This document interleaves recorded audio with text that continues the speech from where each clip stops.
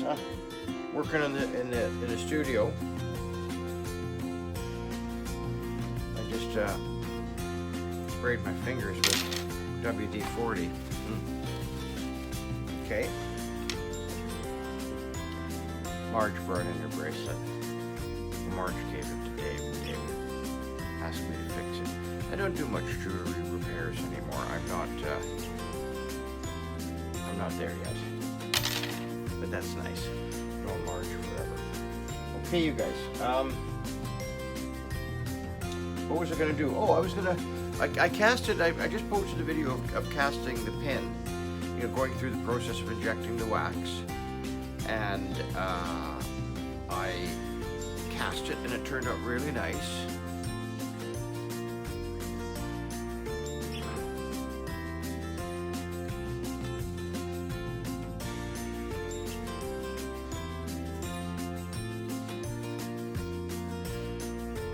I could just sit here and relax. It's Friday.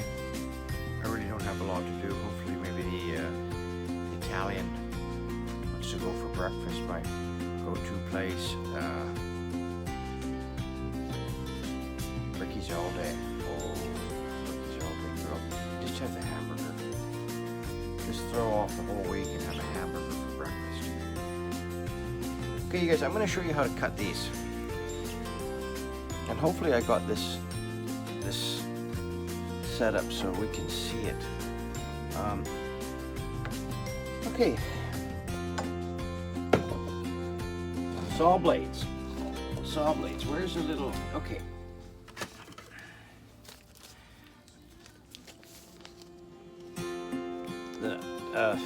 The number 3 saw blades.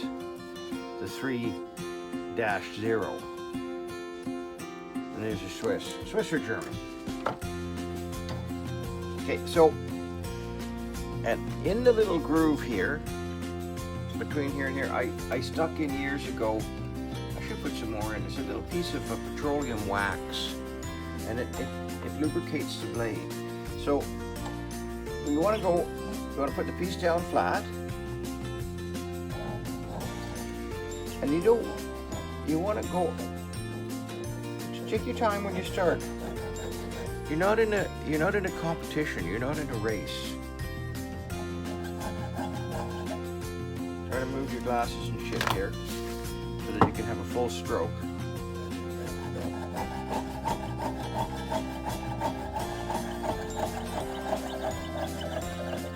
See how I'm turning the saw blade as I'm going?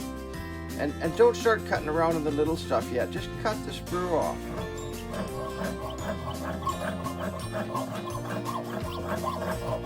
See how I'm directing the blade by turning it where I want it to go. And I'm using the wooden block as a stop. So I'm not going any further with the blade than I want.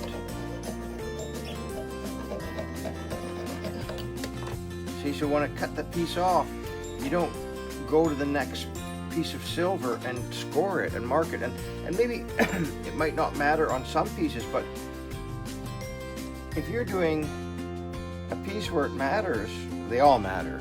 But, you know, sometimes if you're just bombing along and you've got a lot of sprues to cut off, little things can be repaired. But when this is at eye level most of the time and people see it, you don't want to have any mistakes on it.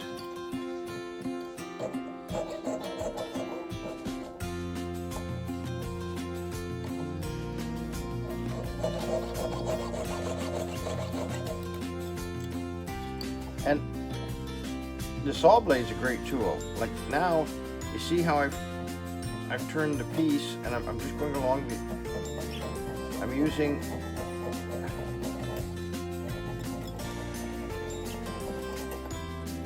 can be like a file. Okay, and then I got a little piece to cut in between. And these sprues are on there so that the molten metal can travel into the mold properly. If you didn't have this little So the back end of the 5 right here, the back end of the 5 is connected to the top of the 5, and so that the metal will flow through it instead of going around the 5. Oh. I got a little bin here so that they're easy to get.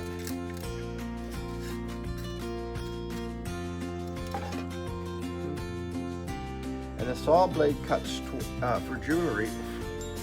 A saw cuts towards you. So the saw cuts on the downward stroke. Okay, I do know one guy that doesn't do it. So when I'm not, like on an ordinary saw, you'd be going against, you'd be cutting that away. But on a jeweler's saw, you're cutting on the downstroke, not on the upstroke. So that's why you look at the blades the way you put them in. And now, like I say, so I don't want to nick the 5. I don't want to, so I'm pushing this, I've got this saw blade literally against the wooden block so that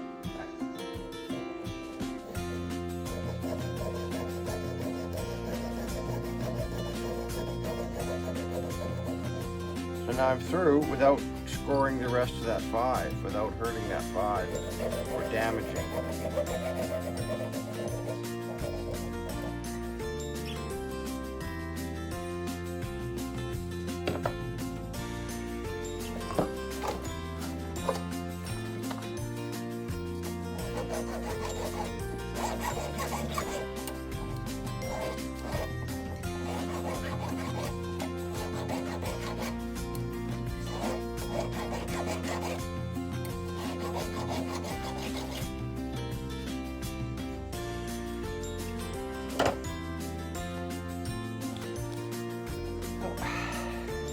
Trying a little bit of a different stand here, a camera stand that I've modified.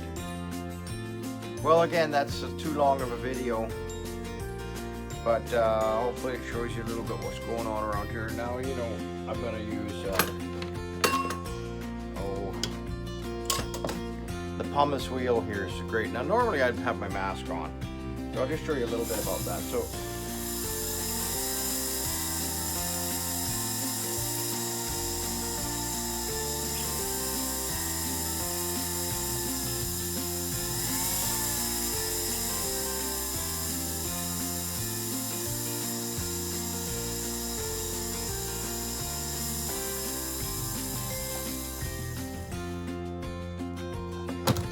And then I'll use a little bit of sandpaper, a little bit of a sandpaper wheel, and then I will buff it and polish it, and then I gotta solder on the pins on the back. Will it be too long of a video? I don't know, maybe I need a little feedback from you guys on that. Do you like a little bit of a longer video, or maybe 7 to 10 minutes, or anyways,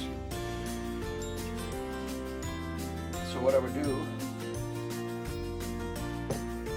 remember, I'm not in that much of a rush either, right? You know, I'm not trying to, I think that my earlier videos were always just kind of showing it step by step and getting it done, where in reality, I like jewelry making because it really is relaxing. It should be, otherwise, you know, get another job. Get another hobby. Okay? That's boric acid. And some people get it ground even finer, and it's called boracic acid. So, but boric acid is just fine. And methyl hydrate. Now, I don't know, in some countries you can't get methyl hydrate, but I think it's a denatured alcohol. So what you want it to do, so when that gets on there, is that info?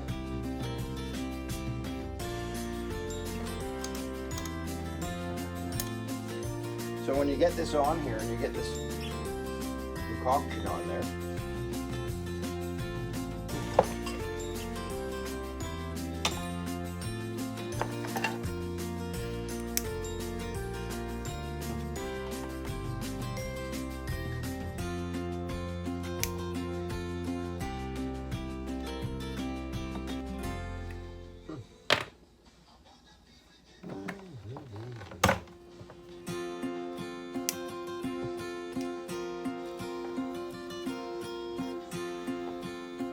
so that the alcohol starts burning off.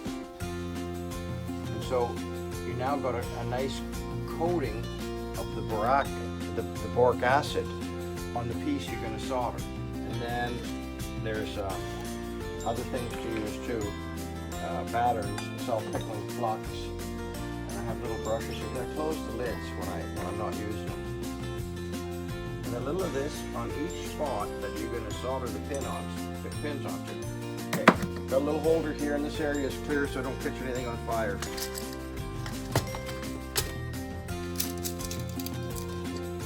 And they're called military screw backs. Military threaded screw backs when I buy them.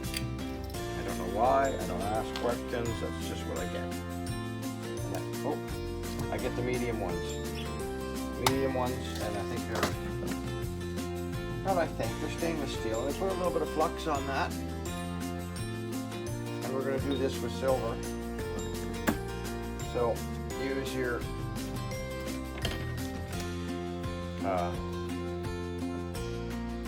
tweezers here, pick them up.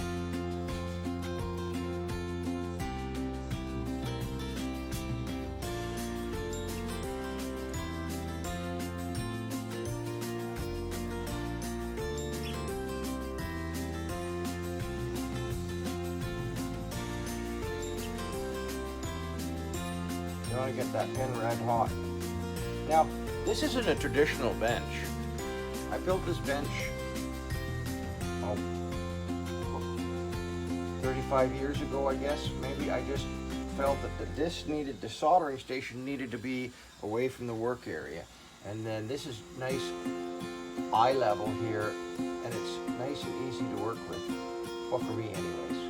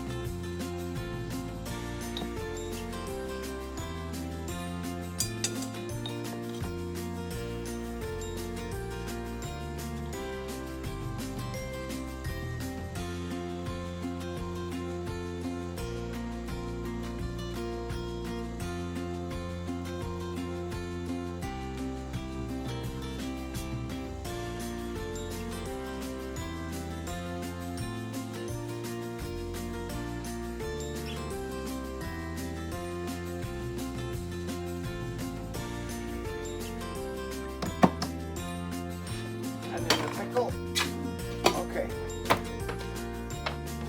And you give it a few minutes to pickle.